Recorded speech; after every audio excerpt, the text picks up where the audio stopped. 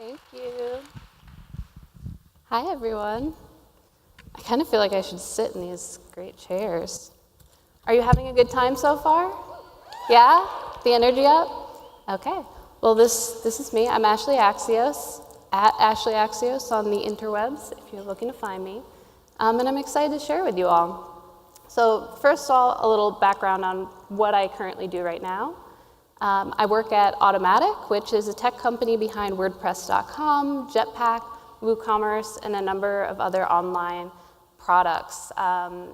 We are a global, fully distributed company with about 600 employees and no home base. So we're fully distributed. People work from home or wherever they like, which is a fun fact about us.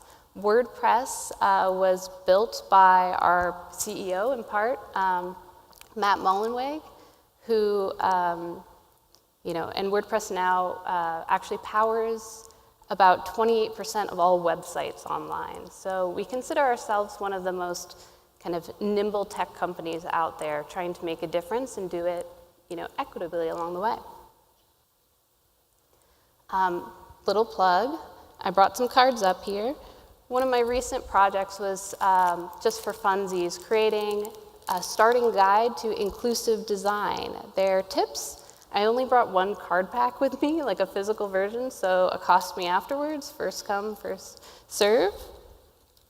But they're also available online at design.blog, and it's just, like I said, a starting guide to inclusive design, really focusing the D&I conversation around what you can do to make sure that your products, your creative, are as inclusive to as many people as possible. So please check those out. It's version 1. Let me know if you have any feedback. I'm also on the board of AIGA, the Professional Association for Design. I started as a volunteer for AIGA at the local chapter level and was a board member for about 5 years, and am proudly now helping represent the design community, people of color, in our D&I initiatives as a member of the national board. We have about, I think it's 72 chapters around the country, so if you're interested, look us up. We have one right here in New York and probably one near you. On the editorial board for Design Observer, writing about culture and design, the connections between the two, trying to think critically about the role of designers, the role of creatives in global cultural conversations. So check us out there. And the role I'm most known for is working at the White House, but not that White House, thankfully. That White House, love you. So you'll be hearing a lot more about that. But to give you a sense of how I've structured my talk today, I'm going to tell you a little bit more about myself. I'm going to run through some of my top management tips with hope that they're kind of helpful for you. And then I'm going to fly through a bunch of tips from design, content strategy, digital strategy from my time at the White House, just trying to pack in as much value, not knowing your backgrounds, as possible in the short time. And if we have time at the end, I hope to give you a little behind the scenes video from the Obama White House. Sound good? Awesome. Here we go. They didn't give me a countdown clock. It's not running, just FYI, so if they drag me off the stage, that's what happened. I believe that the best brands are built on values, and far from just being a token phrase they put out there in the world, it's something that I hold very close to me, so I'm going to give you some examples of how that's true.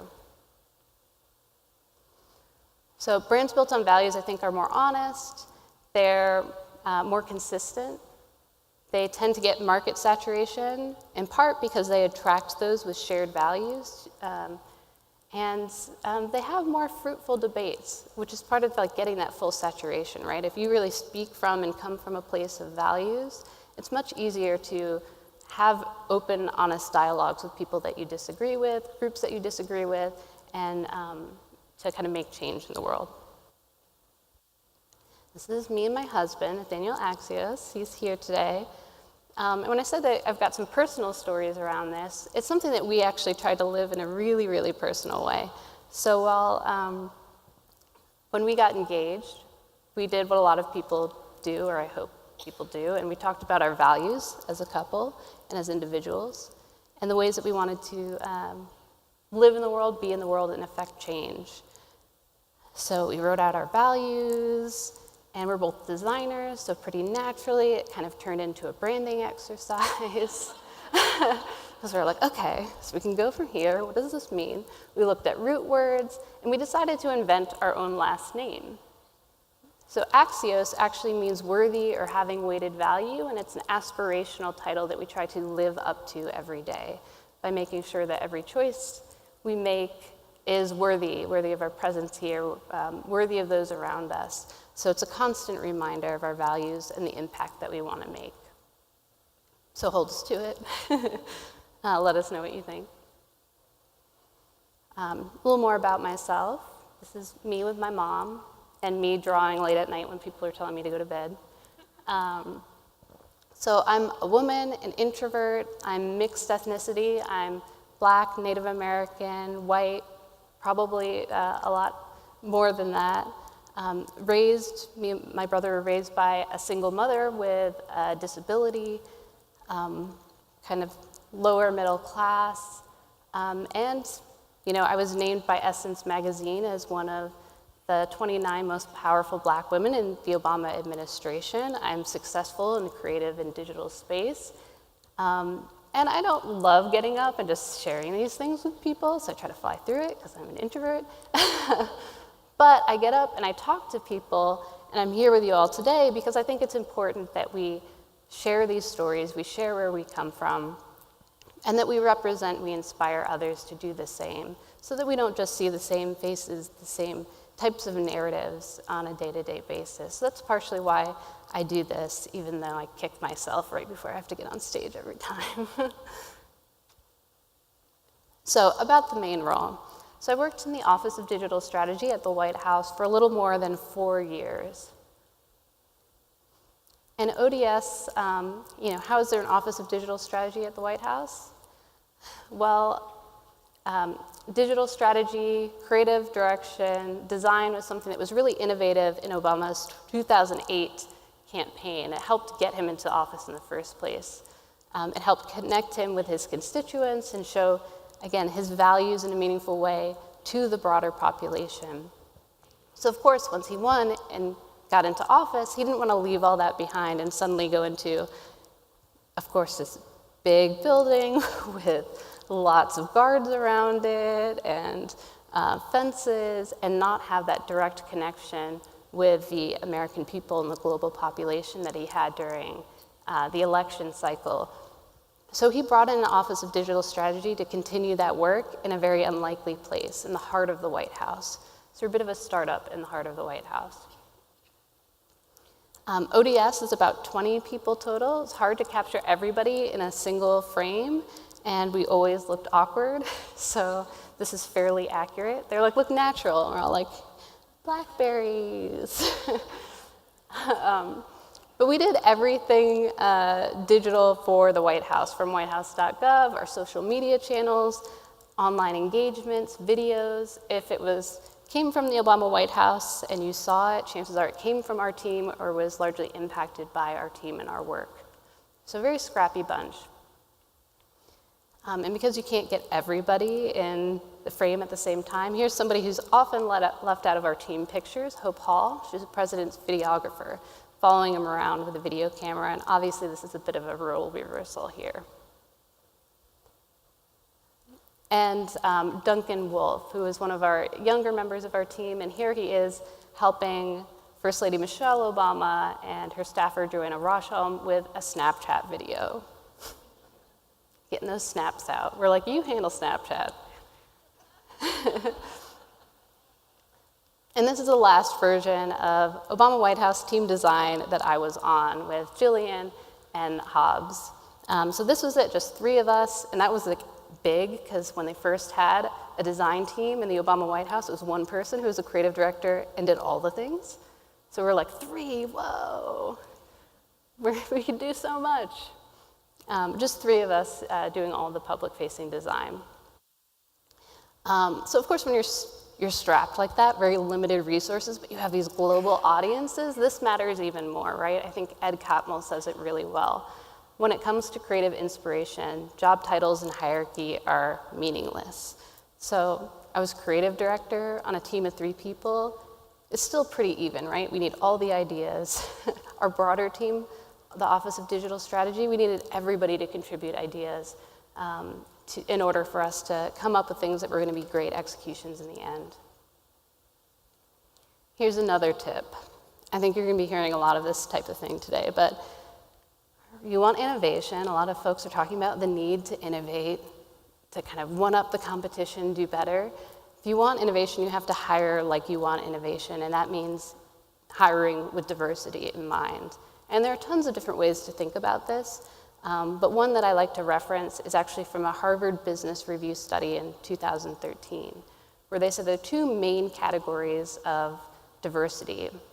There is inherent diversity, which are the traits that you inherit or are born with, things like your sexual orientation or gender types of things, to the acquired traits, the things that you pick up along the way from education and travel. And they said, ideally, you have both teams and you have individuals within a team that have 2D diversity. They have traits from each of those categories. So you're not just looking at people who can kind of come in and check one box, right? You're looking to bring in as much diversity as possible. They said employees of firms with 2D diversity are much more likely to get growth in job market and to capture new markets, right? So growth in market share, rather. So this is talking about the overwhelming evidence that it's good for your business to have diversity. Often people get caught up in like PR disaster nightmare scenarios. Yeah, you want to avoid those too, but generally you want your business to thrive. So if you're looking to bring something back to your employer to help show them the difference that diversity and inclusion can make, this might help. It's a great study. Okay, some more background. What did I do as a creative director at the White House? One big thing was managing the brand, and I bring that up because it might be different than what you're thinking. Of course, there's the brand of the White House as a historical institution, as a museum, as the executive office. So there's that side, but there's also the brand of Barack Obama, the man who was elected into office on a campaign of hope and change. And really what my job was making sure that the Obama White House is different than any other White House. That it was a merging of those things, that people could feel the difference of the person who's elected into office, of democracy in action through our brand. I managed our design team of 3, did all that I could to make our really wonky policy relatable, from getting big things on like economic reform that were like 600 pages long, and really trying to figure out how we can tell a story and communicate that in a way that's meaningful to the different audiences. And then usually it doesn't fall under the creative director's purview, but because we're a scrappy team, improving the White House public-facing platforms as well. And, the first ever creative director role and the designer position in the White House was under this Office of Digital Strategy team umbrella. So our mission as a team was to connect people with purpose, or to find meaningful opportunities for engagement between the American people and the Obama administration, given the influence of technology on where you get information, how you engage with one another, and how you generally show support and activism. So with that, everybody in our office of about 20 people was a digital strategist, including myself. And we all came up with ideas for kind of creating meaningful engagements between you all and the White House, which included things like inviting YouTube stars after the State of the Union to interview the president directly, and helping communicate the priorities of the administration. And then more and more so, hopefully you felt this evolution over the course of the Obama administration, but showing you, reminding you who Barack Obama is and the things that he cares about as an individual. Because we kind of knew apathy starts to grow, you get used to that person talking behind a podium, you start to roll your eyes when you hear them. So like reminding you of what the person's really about and that they are an individual with passions and concerns. So I'm gonna fly through tips. Are you all ready? Excellent. And I have a countdown now, so I'll try to stay on top. All right, tip number 1, narrow in on an audience. Hopefully you all have more resources to do this. It was often hard for us at the White House because somebody would come to us with their passion project they spent 6 months, a year, multiple years sometimes working on, and we'd say, great, who are you trying to reach with this policy? Who's it gonna affect? And they'd say, everyone. You're like, okay, let's get specific. They're like, okay, Americans, like maybe a little bit more specific. And they're like, actually, now that you mention it, the world, because some of it will impact them. Like, okay, not helpful. But really narrowing in on an audience and knowing that, if you want to make something that goes like viral and is a sensation, the way to do that is by hitting people close with something personal and letting it ripple out in that way. And you don't just try to go wide with something really general, because then it's just going to feel really general to everybody who interacts with it.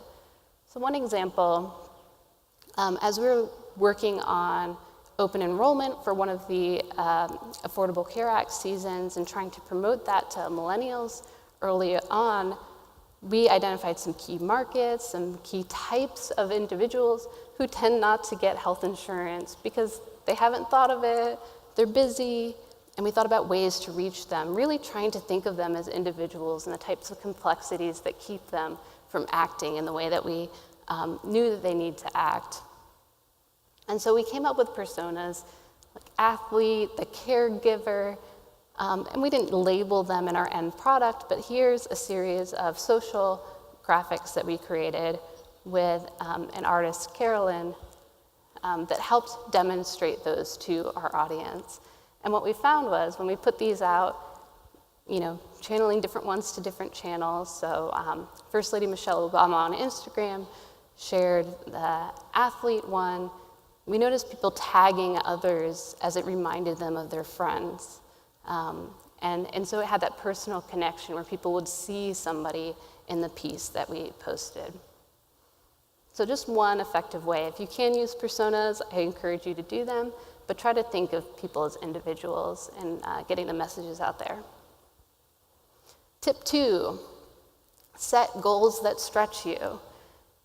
One of my biggest pet peeves is hearing folks say that they've set goals for their quarter or whatever it is, they're like really strong goals. But if it's achievable easily with the time that you have, the resources that you have, your capabilities, then I hate to tell you, but it's actually not a goal, it's just a task. What you've done is you've created a task list for yourself, which is valuable, but a different thing. To really set goals that stretch you, that you don't know that you're going to be able to achieve. There's some risk in that, right? But that's the only way that you're going to push yourself and your team further.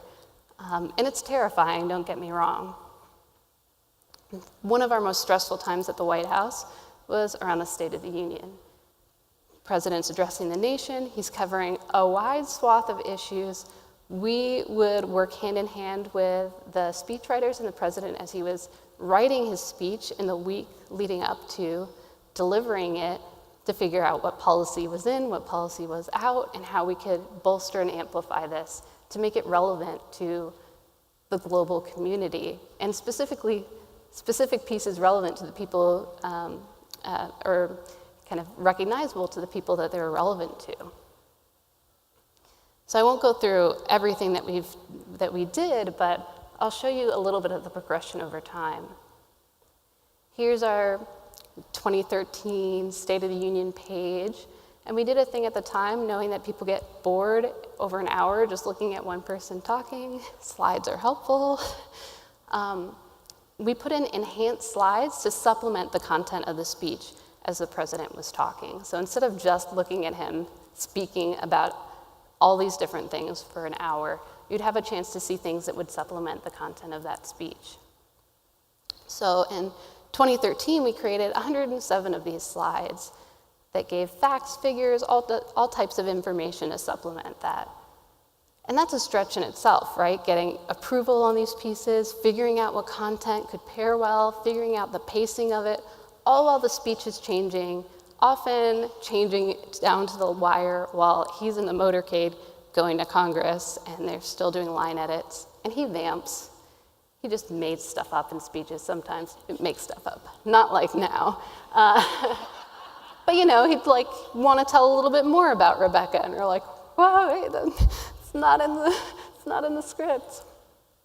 So figuring all of that was enough, right? For a long time, that was like as much as we could do. But we pushed ourselves further and further. We wanted to be better. Our mission is connect people with purpose. So how could we do that better each year?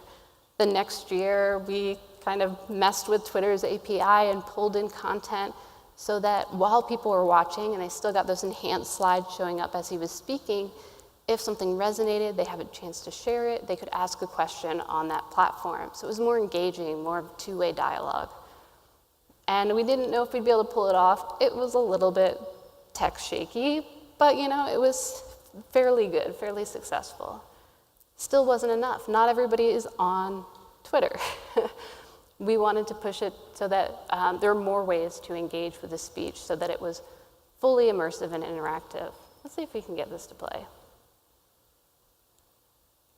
It won't play there, but so what we had was the slides showing up. So I think we had over 200 in 2015. Slides still showing up, but underneath that in the page, we had ways for people to sign up for email lists, for them to share those slides through email, through Twitter, through Facebook, and all sorts of supplemental content that would keep them engaged and also allow them to share their voice and opinion and have, again, more of that two-way dialogue, not limited to one platform. And we didn't know we'd be able to achieve this, is the point.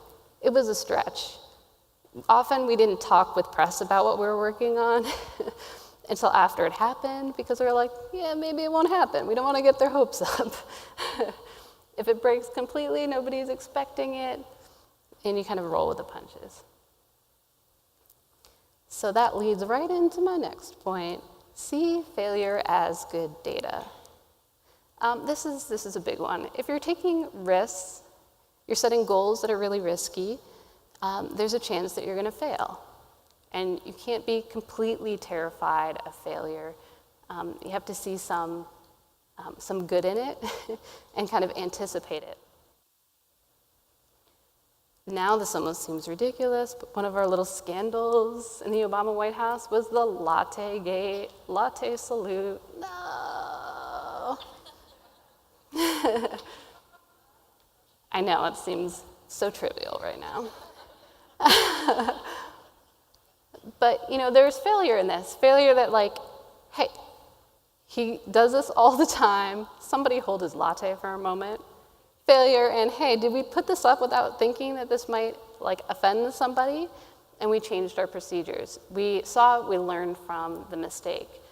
And even though it was, a pretty trivial thing in the, grand scheme of things, this was upsetting for us as a White House because it gave the news something ridiculous to run with for a day when the president was going somewhere to do something meaningful with policy and real people, and that got completely, blanketed over by something silly, So we took that part very seriously.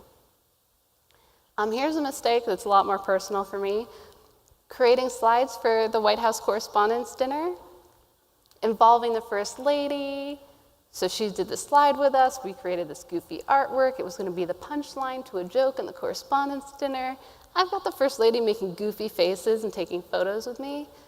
The worst thing, and this is after healthcare.gov, which we did not build, but the worst thing that could happen during this Correspondents' Dinner was that the slide didn't show up and the president is left there with a weird technical malfunction in the middle of telling a joke in his presentation. So of course that happened. But after, freaking out in a ballroom with C-SPAN and all these people around feeling like we failed the president, we realized it's an opportunity. The whole point of the Correspondents' Dinner was to build relationship with press, Can you imagine? So as the White House, we came to say, like, let's just give the missing slide to a member of press and use that as an opportunity to extend the momentum of the event. And we learn from it, and we turn it into an opportunity for the future. View platforms as distinct. It's really tempting when you get that great ad, you get the great piece of content to just blanket put it out there across all the platforms. And it took us a while to figure out the different audiences on each platform. And this is ever changing, but here's some of my lessons from the Obama White House. Whitehouse.gov, we used to break down the real estate on the homepage to be equal to all the things happening across the White House, but we learned from data from real users that they were looking for the news of the day and then some of our top things like the president's schedule and our photo of the day. And we needed to deliver that to them, to know what people were coming to us for, and to make that the priority on the homepage and through our platform. It's still available if you'd like to look at the archive version. And of course, Trump is using my template now, but that's a whole nother conversation. Facebook. Some of the things that we learned, it's fantastic for stories, which wasn't immediately apparent to us. And of course, we didn't do any paid advertising. You can't really do that as a government. So all the stuff we were working on was organic. But showing one photo and just having this long description seemed really counterintuitive. But that's what folks really gravitate towards and enjoyed across the platform for us.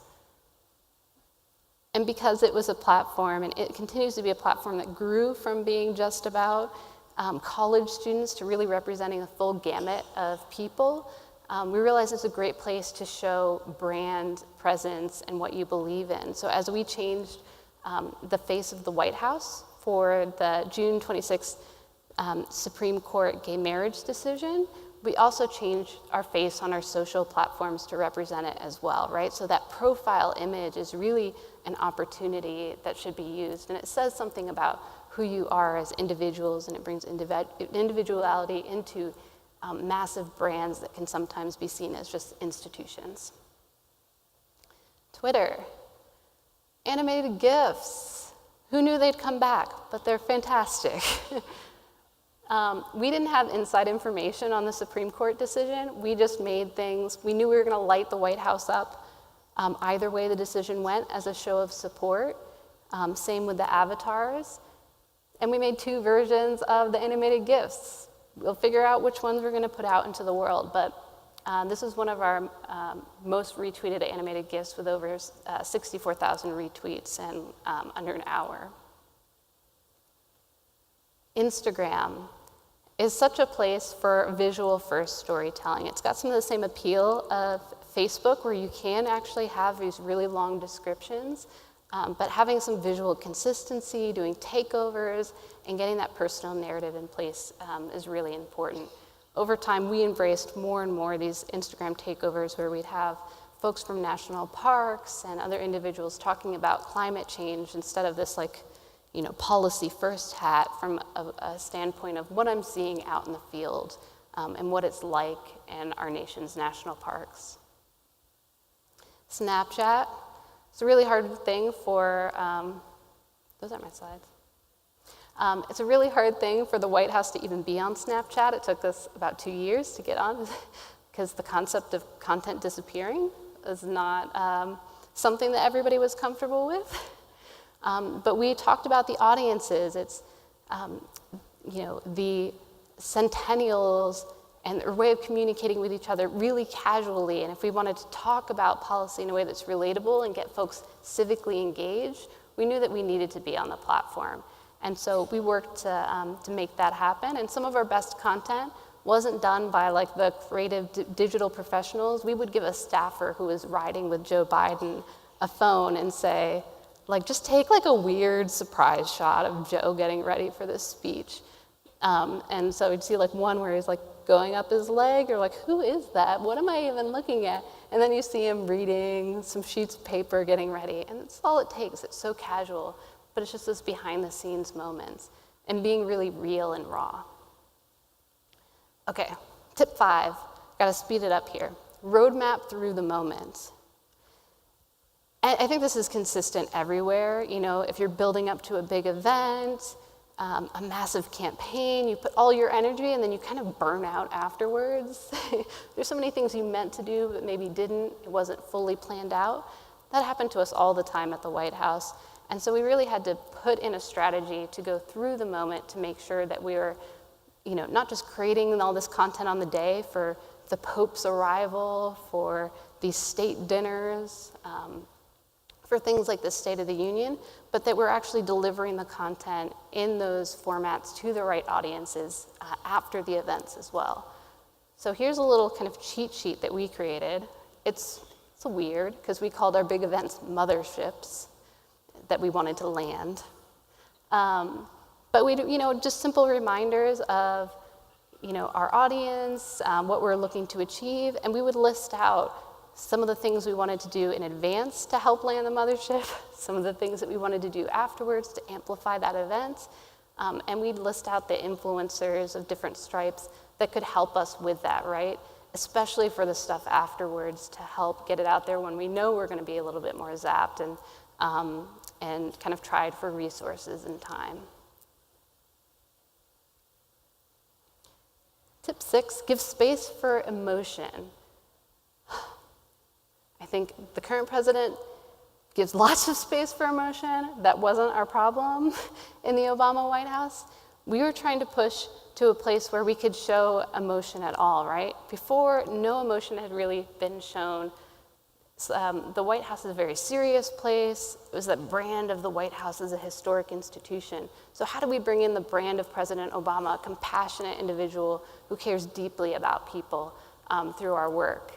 Especially knowing that he was going to face a whole lot more criticism than other presidents would as a black man, a black president, you know, getting upset, showing emotion, showing any anger or frustration. I mean, that's a hard challenge for us to broach. So we wanted to make sure there was a balance, right, between trust, authority, you know, that kind of emotion and beliefs, and then that logic. Always a balance between that ethos, pathos, and logos. So we would use outside folks as sometimes a delivery vehicle. I'll be pretty straightforward. You want to get, the president is angry about climate change. He can't get up there and yell. Luther, the anger translator, can get up there and yell. So looking for those opportunities where humor and somebody else can kind of be the vehicle of it was a really huge way for us so that President Obama could keep his composure and maybe break out of it a little bit more than he usually would, but it was in the context that, in a situation that people were familiar with and felt safe, and didn't blow up the news for a week. Another way that we gave room for emotion was just to the American people, building the We the People petitions platform so that anybody could petition the White House on issues that matter to you. And so this is still live. If your petition garners enough signatures, you're guaranteed a response from the White House. It was something that our administration took very seriously, which is why we built the platform. And we're fine with you, you know, sending us your Death Star petition and like legalized marijuana ones. And we learned tons of things from the American people, from like the problem of puppy mills, wasn't on our radar, to other things that we could actually act on and at least engage with the public around. So giving space for emotion is something that we also look to do in our correspondence with people. Sounds a little bit weird. Create and share the real moments. If they're real, do you create them? Well, we're creative individuals. So the answer is yes, sometimes you have to.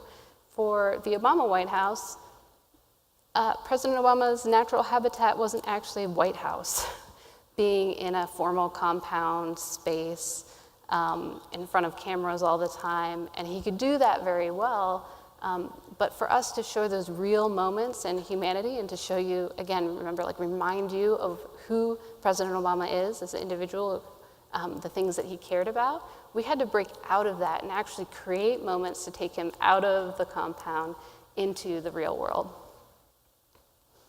Kind of a weird shot here, but this is from our Alaska page on whitehouse.gov, where it took us a while, but we finally convinced folks to, we're talking about climate change so much, can we bring the president to the glaciers to have this conversation? Like, talking about it on the South Lawn, it's the easiest, but it's not the best landscape to talk about problems that are really real. So we had to create the moment to actually get the president there, to get him in front of this picturesque view to communicate it, where it would resonate a lot more, and it's actually more real, but it took some invention.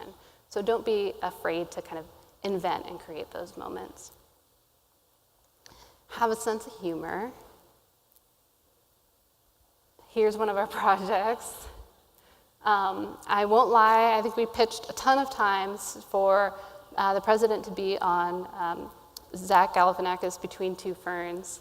And Funny or Die produced this, so it's not like we kind of created the whole script or anything like that. But this was a great opportunity to talk about healthcare in a way where the president's making fun of himself in the end. He's kind of like the butt of the joke. It's really awkward. And early in the administration, folks would have said this isn't presidential, it was something to fight for. But as you bring in humor over time, maybe you're working with that difficult client who hasn't used it at all, slowly bring it in over time and show the value of humor, how you're able to reach audiences in a much deeper way. You can create your own precedent for going further and further. SNL made fun of us for doing this, and it's fine. We'll take the hit for being the goofy ones to send the president out to do things like this. Make it a dialogue. You've already heard a little bit about this, so try to keep it fast, but a two-way dialogue. It's tempting to just put content out there, hope people respond, not respond to it. This is a little bit of a bittersweet one. But like when somebody responds, responding back and making that part of your strategy. You could pre-plan some of them. You can surprise, as the White House we learned, if maybe you're managing a big brand, you learn that you can surprise and delight people, make their whole year by just replying to a random tweet, like as the White House. So really taking that opportunity and having a two-way dialogue. Try to partner. There's only so much a team of about 20 people could do with all the issues that we're working on, all of the challenges, trying to work on delivery. So partnering with folks that know their industry, know their audience better than you do is sometimes just the best way to get more content out there, more things done, and to share some of the wealth. This was a time we let the president just talk with StoryCorps. They chose an individual to interview the president, went out in audio format. It's a really incredible interview, and we had no control over how this was gonna go. We weren't managing it. We were just creating an opportunity, letting a partner run with it. So look for those as well, where maybe you're giving away some of the creative control, but you'll learn from it in the end, and you'll build up more community. Test your assumptions.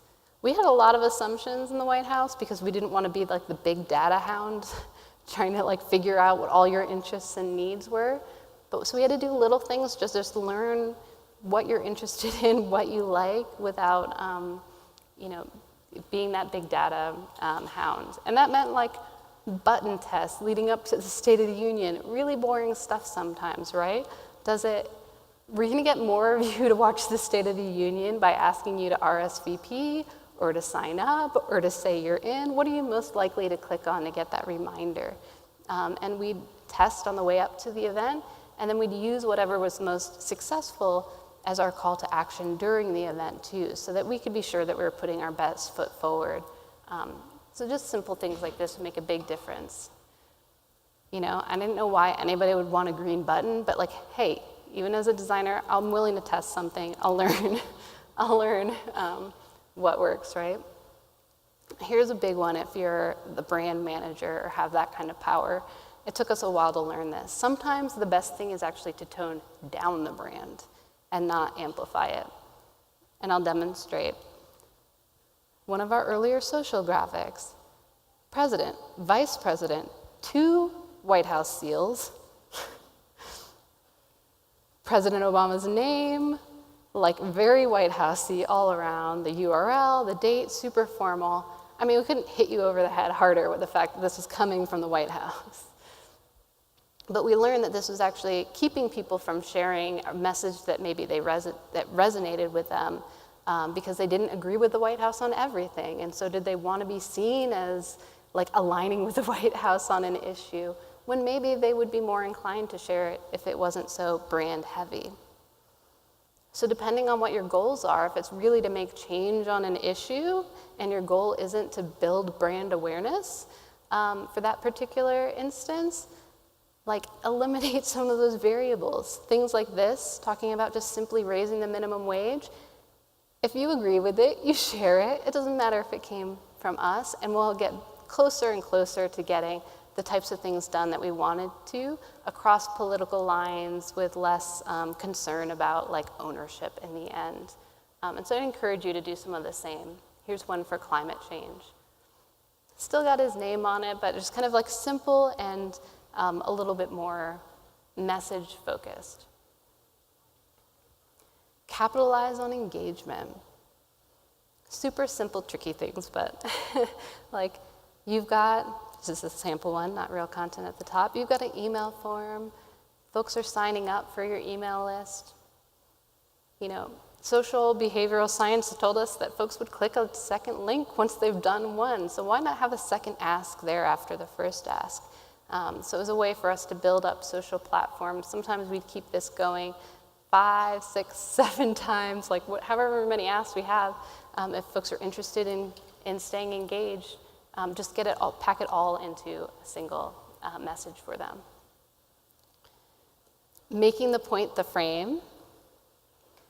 So I get data that look like this from economists, and we try to figure out what they're trying to say, have conversations with them, kind of pull it together into a chart like this. People aged 25 to 34 with college degrees and a time frame. Okay, what are we trying to communicate with this chart? One of my top lessons is a really just simple one at the end. Make the point the frame. So you still provide the information to back it up on your axes, but just simplifying it, knowing that everybody's busy, they're only going to be looking for a second. Can you tell them the point of the chart with the title? And it works across papers, it works across like video content, all sorts of things. So I would encourage you all just to recognize that we're in a society where everybody's only got a moment of time. They're trying to understand, they want to understand what you're trying to tell them, to take as much work out of it as possible. I believe this is the last tip that I'll share with you, but take no shame in latching on. It's kind of similar to the partnering one, but you know, instead of trying to invent your own hashtag every time, instead of trying to, you know, create a movement out of nothing, recognizing that there are people who are already doing some of the things that you're trying to do, and uniting and working together towards those aims. It's a big one for us at the White House. So instead of just having our own event on technology and the importance of technology to innovation and economic growth in the US, we sent the president to South by Southwest because the conversation was already happening and we didn't need to invent it entirely on our own and create our own hashtag and try to break into new audiences. They existed and they had a conversation already. So look for those moments where you can latch in and participate in a dialogue that somebody else is already owning. So those are some of my projects. And if they'll let me, I might need help with this with our AV folks. I'm going to, this is just me and my family with the president, skip ahead real fast. See if you can play a little behind the scenes video for me. I might need your help clicking play, whoever is controlling the AV.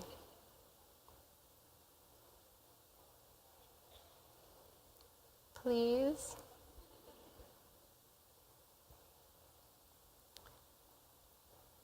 So you want to go back one.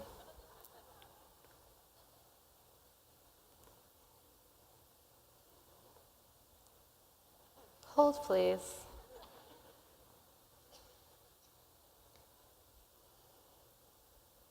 Is anybody feeling nostalgic? A little bit? Feel free to like hug your neighbor. Sound? One take is your 2 lines with a serious face for all 3 military members, and at the end, we'll do another take where they ham it up. So Okay. 2 takes. 2 takes. And one You guys more. ready to ham it up? No, are we doing the series first? We are, but I'm just asking, I'm Oh, checking sorry. about the ham it up later. Apologies, I meant there, them hamming it up. We do have games. We're always hamming. Okay. Yes, sir. We always ham it up. You can't be tough with your arm around me, that's a little Okay. too. Like, I yeah. got you. All right, I got it. I'm tough, I don't need you. You're tough, I can challenge Prince Harry. All right. I can do this. Let's go. We are rolling, sir, ma'am. All right. Hey, Prince Harry, remember when you told us to bring it at the Invictus Games? Careful what you wish for. That wasn't tough enough. You know what? He's the prince. I don't want to get like him all scared. Was he talking trash? Was he trash talking? He was trash talking. Or was he about being it. nice? You gotta trash talk. You want me Back to the emote prince. a little bit more? Yeah. Here, go ahead. All right, we'll try one more take on the serious side. One moment, Let's see what I sir. put up with. They bet to put their series in the back. All right, you ready? Yes, sir. Hey, Prince Harry, remember when you told us to bring it at the Invictus Games? Careful what you wish for. All right, is that good enough? He's so nice. Not enough? Very tough. You don't want to, if you're Great. tough, you In the don't bag. In the bag. Okay. We'll do the take where we ham it up at the end. When they ham it up at the end. You don't growl. All right. You want to just let them know. Well, maybe I need to be more, hey, I'm Prince ready. Harry, remember No, when you told no. us to bring it? I think you were fine. You did just great. All right. All right. Okay. Now, Same what's thing. this? It's just they're going to ham it up a little bit, but we do the same thing, right? Correct, sir. All right. And whenever you are ready. Hey, Prince Harry, remember when you told us to bring it at the Invictus Games? Careful what you wish for. All right, we got it.